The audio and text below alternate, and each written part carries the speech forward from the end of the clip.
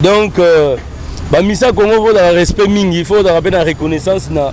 a on a fait rigoler pour défendre Arabiso Magas. Alors défendre biso mongongo par exemple meilleur artiste meilleur chanteur à Congo vraiment c'est quitté les gens ba œuvre nango. Bon normalement date officielle pour les padres cette fois ils ont les 15. Mais oui bien muta ou du place moi il y a bien les padres ça peut n'importe quitter. Tant on regarde la population de Yambai. Voilà. Na ebisa ko dernièrement que zo drapeau na yo ya bagoloa il faut ça la faut tsango kuna voilà dynastie est souffrir na promotion mais so tali na bas pas tala l'année là de au moins la vente en ligne ba vente pour to teka sona ba CD boité to ça toujours ba premier si ko to banine ni ne ça là au moins que peut-être ba mo na que Virginie Manganga ça contre l'autre là ça contre l'autre là nani Misen nani Fali Poupa faire rigoler adolo peut-être faire allo bela mingi faire rigoler té allo bela ba voler faire des chanteurs comparables on a pas bino bozo sa Virginie Manganga mutu ba be yango wana azo ba kaka ba vérité faire des chanteurs tala na féliciter miel de son donc comme on a Voilà, très chers internautes, merci pour la fidélité. Bozali na Noël Meuble Télévision.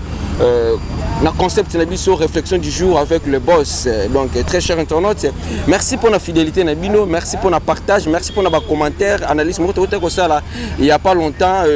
tu as vu Bino qui a allé proche, il a fait rigolo là, donc il est vraiment parmi les décision dans le groupe G7 il a fait rigolo là, donc ceux qui ont 5 personnes qui décision de compromis dans G7 il a fait rigolo là, il est pas Azali. Yenani Noël Meuble Télévision azali patron ya Kolo chaîne patron ya meuble vous allez comme très cher internaute na y toujours ça là toujours ba réflexion et surtout toujours partager ba idée mingi ya lingato be la faire rigoler parce que aloba na biso ke y faire jamais donc il est pour naïe artiste ou à convaincre esprit naïe ils a fait rigoler donc il y a pas longtemps que faire rigoler à Robima les 15 il y avait des doutes ba mususu bandimaki ba mususu boyaki mais tout le monde a dans les commentaires tout le monde vous félicite qui effectivement ndenga lobaki faire rigoler abimaki wuta mukolo ya lobi le 7 si je me trompe pas abimaki déjà za libre donc ndenga non ça que les 15 faire rigoler aux anaki ça maintenant to zongi d'abord pour te remercier te féliciter na ba loko ya la kaki biso et c'est réalisé les lots ça un peu pour te mettre solo là après libération faire rigolo là nini au bango la carte ya G7 bazali ko solo là to komeka toucher moi ba point moko par rapport kaka ya ko peut s'appeler analyse ngo elenge bonjour boss bonjour Ndego Newman et c'est Royamo pour la deuxième fois on a sepelé Roya Sukulu kangai merci beaucoup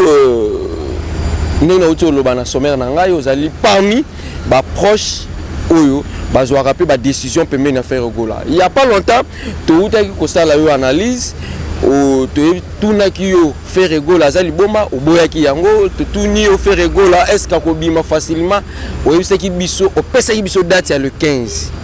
il y avait des doutes net nga personnellement na sala net moi doute mais to moni makambo lobaki nana kuto comme les 15 te faire rigola azu liberté nae félicitations d'abord pour le message wana pela bisa yibino de moi la nzamba za ligoya moi la nzamba za ligoya na bisa yibino ye moi la nzamba za ligoya ngala opesa bilo ba information za fiable de son PC information du gars raté na bana nous merci na Jésus-Christ le Seigneur mon conduit mon big ici on a permetté pour quitter ça dossier ngesa l'année de nuit artiste na biso moyembi ya solo li ba yemino sa Congo Jésus de Niance maître supérieur ba chanteur toi Congo ministère a combattu ko les ba mission Niance c'est une nkolo parce que Niance ça la mason nzamba bi 0-0 nzamba bi 1-1 donc nzamba be la ke faire go za libanda donc no mom dako ko contredire ngo a ozalati donc la remercie nzamba parce que biso de so sengo les padres bimi les padres bimi les padres fallait bien pas moi à nzambe Jésus de Niance depuis mon kilo ça là mon kilo va bien mise comme Jésus mais robima Jésus de Niance père de la Congo donc ba misa Congo faut dans respect mingi il faut dans la reconnaissance na a on a fait rigoler pour défendre Arabiso Magas alors défendre biso mongongo par exemple ma meilleur artiste meilleur chanteur à Congo vraiment c'est quitté les ana ba œuvre nango Kolo Asali Bikamus na les padres Libanda na ba la les padres les 15 déjà mon d'autant on a pesé de na les 15 mais là déjà ben 10 déjà les padres ça déjà la boîte déjà voilà donc les padres makolo la nsela dans 5 ans makas ba Gaulois ba gladiateur na minute fête au salade voilà ba Gaulois bazali ko sepela mais to lingi to yeba ba reprocher nini na faire rigola na justice yo reprocher faire nini na justice mais tout le monde va gagner la justice il y a combien de minutes dans l'action ba convocation il y a ben impôt combien de fois là on a keno na pas grande instance mutu na na niveau justice yo ne reprocher ni ce qui moi la bêtise papa bêtise moi na même tata mzou les padres peut-être à la douceur peut-être c'est là là ebisa ndeko peut-être les padres à la douceur bêta ya mukie pour nga so kane na pesa rapena ya maîtriser ozomona mais le ya biso na ba Congo na ba Afrique et alors on prend tene de vivre un peu bon ce qui fait les padres bêtise moi na ba kanye la justice bon qui nous reprocher voilà na qui interview moko ya ndeko moko azalaka pe pembeni na bino parce qu'on a bien la depuis États-Unis ou te pese pemboté à lobby faire rigoler un problème et entourage parce que bino bato ça permet na faire rigoler bosunga kete par rapport à lobaki bongo na éclaircissement na eto na mise au point na ya lobby faire rigoler a so ba notification wana plusieurs fois mais bino bosunga était à kende ko répondre il fallait kaka zo humiliation d'ailleurs Vasco a bien la vie que la entourage de mais Vasco a bien la mais Vasco m'a bien là il y a ba proche à faire rigoler tant déjà bien depuis yakenda mala ebisi ba convocation là ya zala na nina qu'est-ce ni ya sala tant que ba il faut mutu moi sagesse na intelligence faut et doit prendre place na on va répondre il y aura bien on répondre il faut tourner langue cette fois dans le bon on va prendre plaisir té ils ont la go pas sa réflexion pour répondre mutu Vasco va bien là d'ailleurs la minute on va détracter na biso on Vasco va bien là ni na Vasco va le bon on dit parce que Vasco va bien là dans orchestre ba convocation ya zalaki yebi pense à non occuper la jet set secrétaire siko nani a bien placé peut-être Hollande ba moi là mais il y a lobby qui a notification et il y a qui après départ na Vasco a mu occuper ba Vasco ti Vasco sur le loya qui na ni États-Unis ba non la qui va yeba n'importe quoi Vasco no lo ba va ken yeba Vasco ma bien la ba no lo ba donc na Congo si on a comprendre entreprise ce qu'on a jamais une entreprise ceux qui a sali gaffe au tiers Libanda et donc comme la fardeau de comme fardeau mo na habité na holoba de comme on créer ennemi mo ko libela oh non même la Europe même la Amérique on a ya musala et ça rendre bazwa ki waki ceux qui tango koki il faut que trouver un normal garder ka ba relation malamu na bato zaki na bango les seuls moutons peut-être aux années libéla la nation ya nzambe parce que là mon kolo mokila sala ki biso to droit ya passer la limite mais entre nous Newman entre nous so pas la musala so que simité to zaka bondeko c'est que simité sala ka droit to zala na nute mais parce qu'on a fait parce que siko ye le rôle au sala ki gaf bato libanda musala au contraire il fallait peut-être langage ya malamu libanda pour un jour ba kozongisa yo ngolo ba n'importe quoi allez mutabo so la ngena Vasco lobagi pas ja Vasco tsango na nini go to pese gazde biso mi to belane les padres Jésus de Niance à Libanda voilà les padres Jésus de Niance à Libanda tokoki ko yamba na kisasa quand ndenge ozo confirmer biso ka les 15 ou bien ba stratégie mususu et kotil bon normalement date officielle pour les padres même cette fois ya ils a les 15 oui. Mais oui bien mutaou tu place moi il y a bien les padres ça peut n'importe quitter tant on regarde la population de Yambaï voilà na ebisa ko dernièrement que ozo drapeau na yo ya ba Gaulois il faut ça on faut tsango kuna pas biso to ba Gaulois très bien toi bela ba 100% de ya ba kisate alors que arozonga na mboka arozana bato be ba retourner na aéroport kuna mola qui na bien de la place la kinango il faut un peu moins temps peut-être et qu'on l'excès les 15 ou et on appelle un maître spiritualité élevé à comme maîtriser pe santé pe esprit pas on a quitté la rabanama inakin aye pas va les 15 qui est liberté provisoire azana on a droit ya ko ici na silicité ndeko tikela ngata na loba dozo bela les padres yo comme kata katanga tikelanga La cité la big peut-être avant Goya. Liberté provisoire. Est-ce que la big Kofi Olomide appelle ça liberté provisoire au Samba? Aïe Ginte. La Touni aïe Ah casse. Aïe Ginte. Donc cela veut dire quoi? Les padres Roya, la liberté provisoire nini. Tiens on parlait que les padres sont avant les 15, ça a été les 15 à Roya. Il faut retenir moi de ba Gaulois boza calme pour les padres na bino Zoya. Jésus de Nias na bino Zoya. Dynastie D. Et zo la makamuna yango. Est-ce que bazo maintenir, vous avez toujours maintenir l'isola dynastie D parce que dynastie 1 et souffrir la promotion et souffrir na bakamabele na ba concert na ba tournoi exacte donc ko bima nango mbala moko bakangi les padres. Vous avez maintenir toujours ko bimisa dynastie ou bien kozala moi nzembo moko boye et ko honorer nanu ndenge zalaka papa wemba après ko bima na ye abongole mutema après prison na ye abongole mutema ayembelele nzambe iloko wana ezate. Non, biso doit d'après en tout donc dynastie des gens à force na yango. Voilà. Dynastie est souffrir na promotion mais so tali na baspo pas tala l'année là de au moins la vente en ligne ba vente peut te ka sona ba CD boité. Tout ça toujours ba premier. Si ko to banine. Peut-être bino bozo lingana habite vente bino bozo loko bo ba ke souffrir te faut la nine. Parce que vente déjà biso doit d'abord premier la minute. Vous comprenez? Tout ça première ligne vente comment ça la boîte na ba terrasse participer. Ndego soki déjà que doit d'abord premier la vente en ligne. Yo lingo bete na lisolo ni. Soki peut-être boîte moi na simanda ko baza ba message ba décaler, ba bete moi décaler la bango. Ba petit peut-être pas de problème. Mais bon on regarde ça bon bete décaler souka attaque mon grand chanteur les padres ba chama longa ba yembi. Ils a affaire bon tala affaire. Boss Noël question mo que zo ilanga so na tuni en wote za lokola nazo critiquer communication. Bino ba Gaulois to ba proche affaire relation ni nous on a Virginie Manganga. Bon Virginie Manganga c'est juste journaliste. Alors journaliste de bien au milieu du village. À ça la Moussana est bien sauf que alors journaliste oh alors la bagage alors la savoir ma casse na mamotali musique. Aye ba oh alors grand chanteur oh azoye kola oh tricher té. Pour la bien tourner la motuna na yo.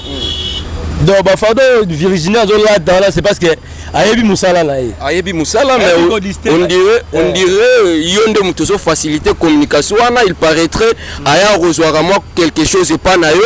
pour que asala ba critique négatif de na part et artiste moi ça sur ça la paix fierté amboko na biso Fally Ipupa. Artiste on est nan. Fally Ipupa. Mais Virginie le belara trop ba grand chanteur. Elle a jamais critiqué Ferregola. Tigelanga tiens papa. Tigelanga. D'ailleurs, bien au début que Virginie Manganga a la montre à savoir. Abandi le journalisme les lotés. Na kitsa te mo bige aux ana nous na roba la terre mais qui note par rapport à la grandeur Virginie Manganga a le coulut de la Moussa. Voilà. Donc bana ba série ba ouais la route avant ba sala no 4x4. Virginie a déjà Virginie Manganga. Aux homona. Donc il y a une différence avec grand chanteur et grand chanteur. Ni ne ça la peut-être que Virginie Manganga contre l'autre là contre l'autre là dans mission dans Fally Ipupa Ferregola peut-être alors mingi Ferregola té alors ba voler bato ba yebi musala ba yembi vu que Virginie ba trop Ferregola ayebi ko yemba makasi lokola n'ezoko na émission liboso bo tout ça faire na Fally bah comment le rôle là bah diverser allez bah diverser bah moi muto le belanga mingi ko kumisa mingi les padres c'est que muto linga bisoté allez bon c'est ennemi automatiquement tant on est ennemi na on rappelle nani na esengolate mais Virginie Manganga ça musala au milieu du village Virginie Manganga ça musala na ça lango bien mais on dirait comme une provocation ils ont qu'un bien parce que le bilan article les numéros na réseaux sociaux a critiquer artiste wana makasi ya kitisi penza a kitisi Fally au point que ba génie ba single na eza na ba monotonie ba bloc belé Fally et pour pas disque simbité tout ça mais la bien ce que bigé single ya Fally Ipupa eza la monotonie soki monotonie ezali mutasali analyse to sala eza pour aider artiste ba corriger erreur na bango to zala pour rechérir bango te il faut que le ba place bana ba erreur ba arranger place ba lobi malamu to beti maboko faire etanga bimisa ki dynastie na biso ba comme monotonie ba tel la katabi ba bombe ezali ba plein ezali makasi ba va changer.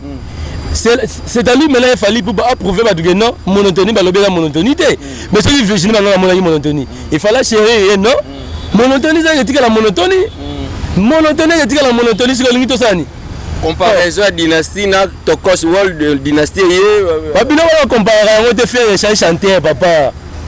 faire chanter comparable on a bino bozo sa Virginie manga mutu mabe yango wana azo ba kaka ba vérité faire la chanter dans la félicité miel de son donc comme on a toucher point on a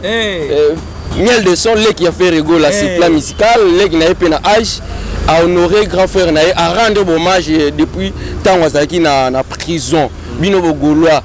boyamba ke lokongo boni pepele au savanade pepele parce qu'à l'acte de quoi il est capable à la guise fort mais à comment comme à la place il y a ferré nalandaki émission confrère la bino mususu c'est la bino mususu ayamagi Olivier Timanga c'est là il y a une réflexion Olivier Timanga alobi bien abi ayembi na ye a commissaire abi a épatant limagi te miel de ça comme à niveau wana mais faire rigolo à n'importe qui te pour manzembo na e batu ba beta maboko mais ça dépend comment on la faire mais à sali na niveau en tout cas bravo pour la miel de son mais comment faire parce que faire ça l'incomparable on a na nini na banini na chamsu a aimé la bino na premier album na vinaigre faire rigoler l'incomparable l'incontournable alors pas m'aider d'un vrai n'est pas dans la musique voilà. Donc miel de son coup de chapeau félicitations de go continuez biso ba golo to betelo maboko continuez parce que ba ko ka dans té l'autre là ba ko PC yo yebi mamne les gars ko ka té mais l'autre là son le temps comme yo te toucher l'autre là ko ka té le padre voilà merci toujours cité na biso question moko yo attaque proche à faire rigolo là nazo répéter en gros parce que yo za na parmi ba équipe ba genre stratégie arriver à faire rigolo là bo passer nini stade de martyr moko za prévu parce que mikolo mbula ba stade de martyr pesali et deuxième question pour to citer mbala moko ezali na landi ndeko Makawiza lobby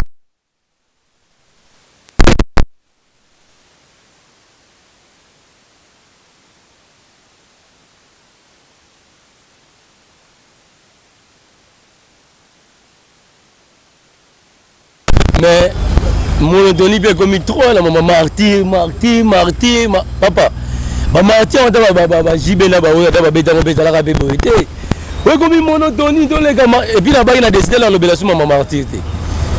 donc monotonie la maman martyr comme martyr donc vous voulez la monde donc ba salo les martyr exacté ngena Congo salo les martyr pour les exacté salo les martyr na la Congo ya des modèles bien mo ko kumbisa yango ko la danger faire rigoler la grand chanter azana répertoire à mort ba golo ba na 4 coins du Congo donc ba na ba surface tout ya Congo so doton sa martyr les obiso tenter les obiso du 50 mais to ko ba na robete la hauteur de comme la martyr le rôle so que le bonini grave non ils ont martyr le rôle ngona so que c'est que to robete martyr to pesa bino date et là makasi za na te bien pampa o tanga la martyr ba stratégie ni vous mettre pour la moni ba polo ba msusu ba voilà ba stratégie faut tout na ngai bo sali bo préparer ba stratégie ni pour na oyamba yes Masia Bayembi à Congo Jésus de Nias le tout puissant l'incomparable voilà on répond avec gentillesse voilà. Les padres te préparer à la surprise il y a la radio qui a un drapeau t'as les gens d'ailleurs au drapeau c'est que déjà va bien il y a un drapeau accompagné bison aéroport royo ba stratégie nezali ba stratégie musu to bimisa ngoko na médiaté mais to sali ba stratégie ba ba sepela c'est pour la que non les padres royal la divagation pour vous dire place à bien un grand prêtre il faut le temps préparer peut-être moi ben boujaki banini yo bi public c'est là yo bi public ba pour les padres azana ba fan ya ba catégorie tout ba tata ba koko ba bano ba zobota malelo hein de fan moko dans la catégorie tout donc bokoyo c'est na divagation de préparation ça donc ya ko sakana te ndeko donc boye boko zala ko sepela. Merci beaucoup to comme la biso na suka question moko ezala mo un peu bête mais pour les actualités il y a des réseaux sociaux tout ça peut na presse en ligne to ko tout nos questions ça dérange pas Ken Piana à lobby n'habite sur Hollande qui émission question monsieur liboso banda yo tikian peut-être on répond déjà on dit on répond au 5 qui ont déjà voilà Ken Piana lobby prison fait rigolo la kota qui et la prison moko il y a moi pas problème ba homosexuel ba makasi kuna peut-être peut faire subir même souffrance ya ko zo souffrance wana ba mindele ne ba tout moko ba brigade moko ya ba sexuel te bazala na kati wana bon mon diro la Ken so bi mamu alobi mamba ba prison l'autre il faut la répondre déjà ba biloko et ça les ya Ken là on nous répondre dans côté yo tout na diro la Ken alors ba gi mamba prison Ken la zana un journaliste sigo un journaliste au ça là pour l'autre là a go mama malam nettoyer histoire Ken otangela ngo sudeli quoi qui ça musundego. Merci beaucoup to comme monsieur Nasuka très cher internaute merci na elamba na sima caméra merci na Chrisaka Chama 001 depuis les États-Unis na Belgique il y a dadi momenga na ebisa kio ba vidéo na nga ko tindela nonga call isusu te mais partager kata ba vidéo na nga s'abonner ka exciter ba to ba s'abonner na chaîne ni na biso Noël Meuble Télévision ya Chrisaka Chama sala ka ngo yoza na États-Unis kuna wifi ofele mundela facilité bino partager lenga ba vidéo tindela ba to ba s'abonner tindela ba monto s'abonner wana pesinga komo na na dédiaka na ba mission eza façon oyo bokoki ko soutenir biso parce que toi na posta ti année si la to ko ça attendre 10 000 abonnés c'est possible bon mais ça na réflexion du jour chaque jour to banosa la bino effort ya oyambela rabino moko oyo alobaka bien lokola patron na ngai Noël Meuble Télévision merci beaucoup na habité boss yo peu moi 2-3 personnes mais ça peut moi publicité to profiter na moi quelques minutes to ba ya ko somba ba chese kitoko yo ah biso lobela ba meuble donc boka bato wana mamuna bino dona ba ngala ka bona boka bato te ata mama te madame abike na boka biloko na ebinga na muto boka bato te madame faut payer respect na ye donc mère bombama donc bana mère donc baba tu vas mériter ba respect belé biloko presse papa mpamba na roya ko tsa ba binité na bengi ba client Noël Meuble boya belé ba art sika et donc bon raté ba occasion te Noël Meuble à Sengibino boya belé beaucoup de ba pieds soit 4 fois sali ba lit solo ba sala manger solo hein changement d'adresse bientôt la communiquer bino mais tout ça non la place actuelle donc place à Sigezoya to ko pesa bino adresse boya en tout cas ba cliente na ngai Noël Meuble na bosenga na bino bebi ke boya kapana bozaka décider à sengi na bino bo continuer ya sombela et ça la rabiso bien ba cliente bo s'abonner na Noël Meuble TV ils ont là un plus na bino pour l'avancement musala na biso bo tiaka ba j'aime ba commentaire Noël Meuble TV ils allaient chaîne na bino ba gauloise Noël Meuble TV chaîne na bino bo tiaka biso même fort et ça la biso bien bye. Merci beaucoup. Comme la vision Nasuka, très cher internaute, partout ici à Bozali, et le que tu sais ngabino ka mingi ya ko s'abonner, surtout ko partager et ko commenter parce que ils parmi les critères demandés à YouTube. En tout cas, merci na bino sur Bozali qui liboso ba téléphone, machine, télévision par-ci par-là. Merci na Ilamba, meilleure caméra pour l'instant. En tout cas, moi na mbalo Azam Mystique. Bye.